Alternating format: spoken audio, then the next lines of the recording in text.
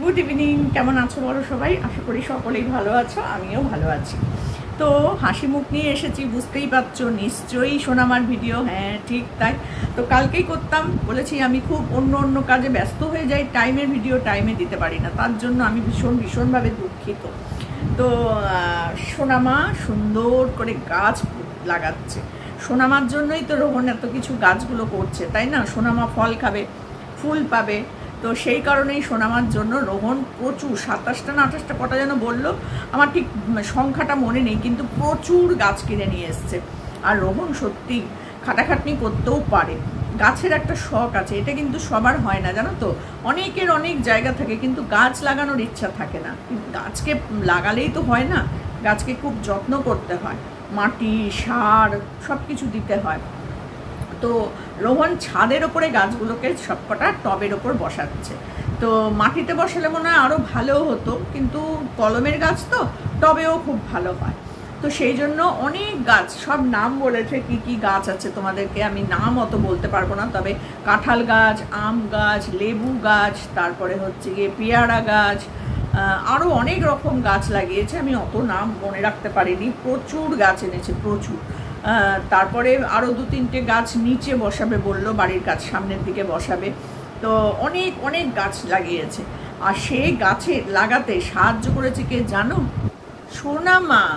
হ্যাঁ, মাটি ছাদে ওপরে তুলে নিয়ে আসা, তারপরে হচ্ছে কি সেই টবে সেই মাটিগুলোকে দেওয়া, তার সাথে সাথে গাছ লাগানো, জল দেওয়া, সেটা তো তোমরা দেখোনি, হাতে করে এরকম করে বালতি থেকে জল নিয়ে গিয়ে ওখানে দিচ্ছে।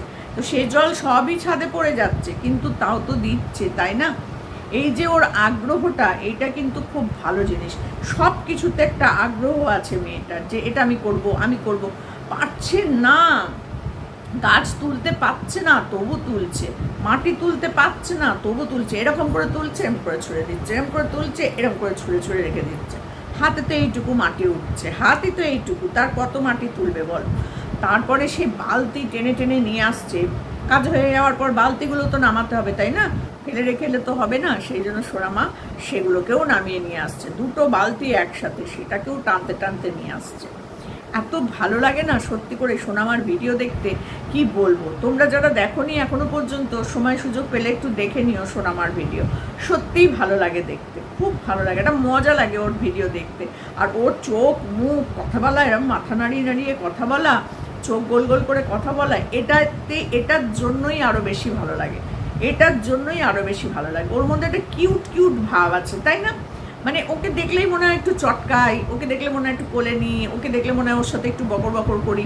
ও তো উত্তর দেয় না, অন্য কোনো লোক এলে ও আবার তাদের সাথে উত্তর দেয় না, কিন্তু ও কিন্তু মানে আরেকটু বড় হলে আমার মনে হয় ও মিশুকে হয়ে যাবে। এখন ছোট আছে হয়তো সেইভাবে পারে না, কিন্তু যারা দক্ষিণেশ্বর থেকে দেখতে গেছিলো তাদের সাথে কিন্তু বেশ ও মিশে গেছিলো। মেয়েরা ছিল বলে মনে হয়, ছেলেরা হলে হয়তো একটু ভয় পায়, এরকমও হতে পারে, কিন্তু ও কিন্তু মিশুকে হবে, যাই বলো তাই বলো। তা যাই হোক, ছাদের ওপর রোহন প্রচুর মাটি তুলে নিয়ে এসেছে, আর রোহনকে সাহায্য করেছে কে?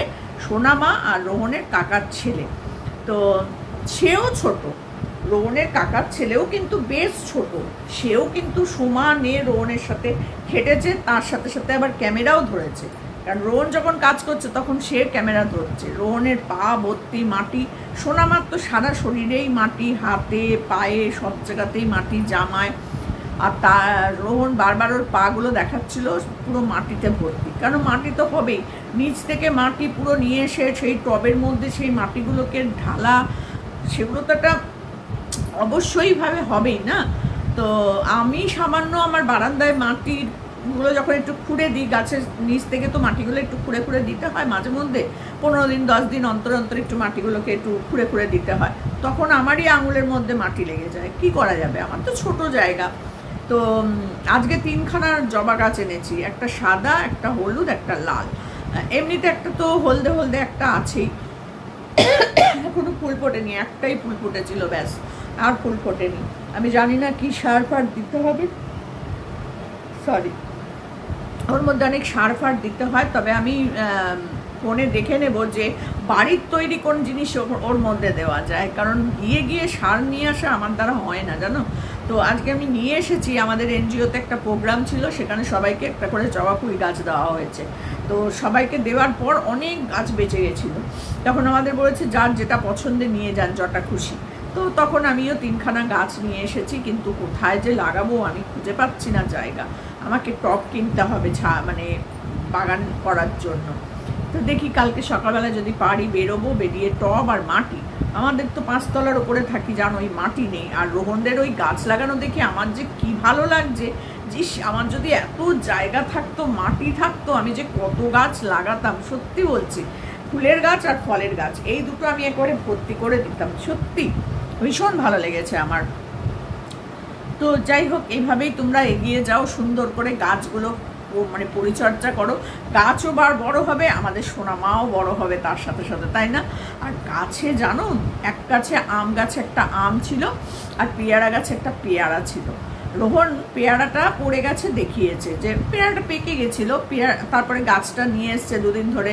সেই গাছে মানে ফলটা একটু শুকিয়ে যায় স্বাভাবিকভাবে, যেটা আর কি হয়ে রয়েছে। আর যেটা কাঁচা সেটা তো আছেই, এখনো পর্যন্ত সেটা আছে। তো রোহন আবার সেটাকে দেখাচ্ছে যে ওই যে দেখ পেয়ারাটা পড়ে গেছে।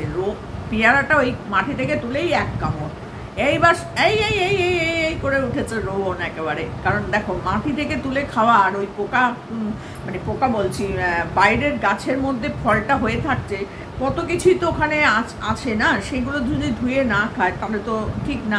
তো রোহন সাথে সাথে এই করাতে কিন্তু মুখ থেকে টুকুস করে ফেলে দিয়েছে, বুঝেছো তো? তার মানে ও বুঝতে পেরেছে এই যে এইটা করলো, তার মানে হচ্ছে ও ভুল কাজটা করেছে। ও কিন্তু সাথে সাথে মুখ থেকে পেয়ারাটা ফেলে দিয়েছে, যেটুকু টুকরোটা কামড়েছিল। তো যাই হোক, এটা যদি না করা হতো তাহলে কিন্তু ও বুঝতো না। এই যে যদি না বলতাম, আমি তো আমার ভিডিওতে সব সময় বলি, তার কারণটাই এটা। এই যে ও বুঝে গেল যে এই মুখে দেওয়াটার জন্য বাবা চেঁচাচ্ছে পাপা, সঙ্গে সঙ্গে কিন্তু মুখ থেকে ও ফেলে দিয়েছে, কারণ হাত কিন্তু ভর্তি ওর মাটি। তো যাই হোক, সেটাকে ওই কাকার ছেলেকে বললো ধুয়ে নিয়ে আসতে, তারও হাত ভর্তি মাটি। তো যাই হোক, কীভাবে হাত আগে নিজে ধুয়ে নিয়ে তারপর পেয়ারাটা ধুয়েছে কিনা সেটা আর দেখতে পাইনি।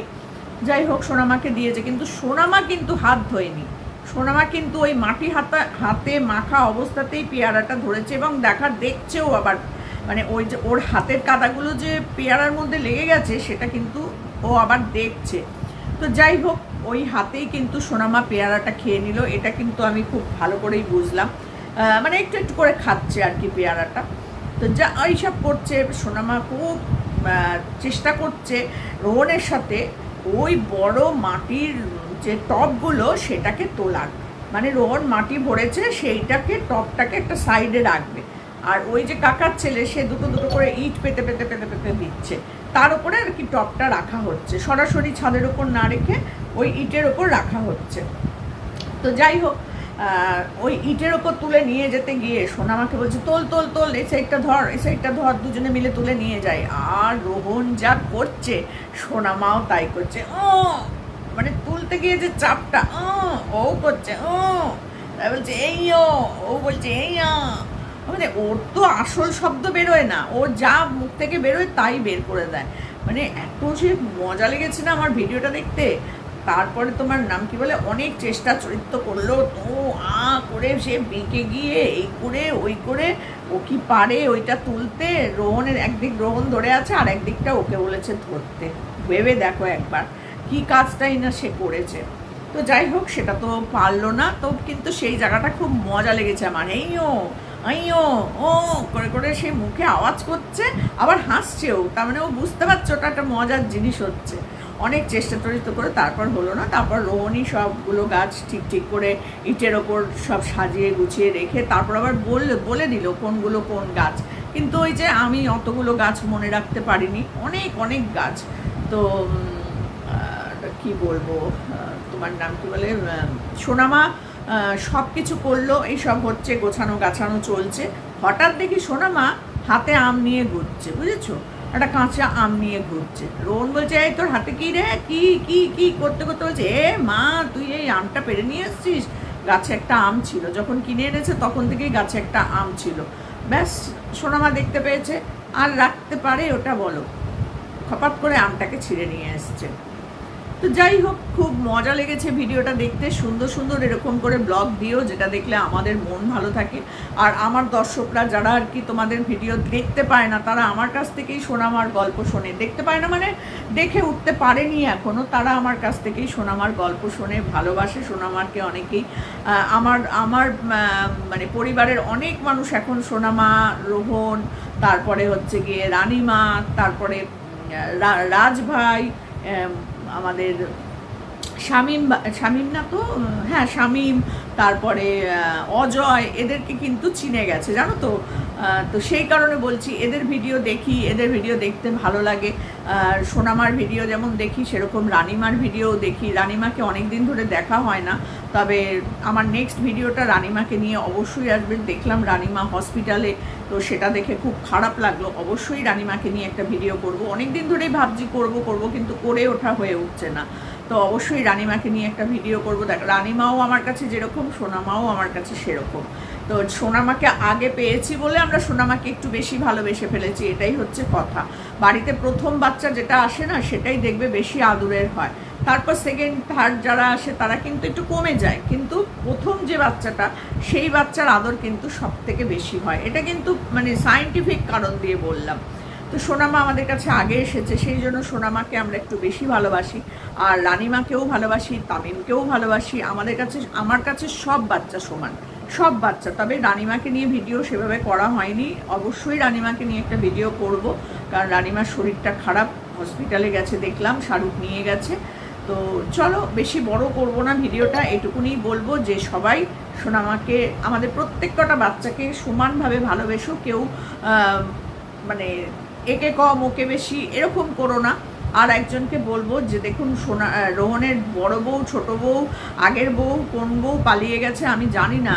তো আপনি লেখেন কমেন্টগুলো, ঠিক কথা, কিন্তু সত্যি বলছি আমি তো জানি না কমেন্টগুলো দেখে, ওই জন্য আমি কোনো কথা আপনাকে বলতে পারি না। আগেও বলেছি, এখনও বলছি। আর সোনামাকে পড়ানো নিয়েও আপনি লিখেছেন, সোনামাকে ওই একদিনই পড়ানো দেখিয়েছে রোহন। তবে বই যখন কিনেছে মাঝে মধ্যে হয়তো বসে, অন ক্যামেরায় দেখায় না, বা আদৌ বসে কিনা সেটাও জানি না। যেটা দেখতে পাবো না সেটা নিয়ে আমি কখনোই কথা বলবো না, কিন্তু যেটা দেখতে পাবো সেটা নিয়ে অবশ্যই বলতে আসবো, অবশ্যই।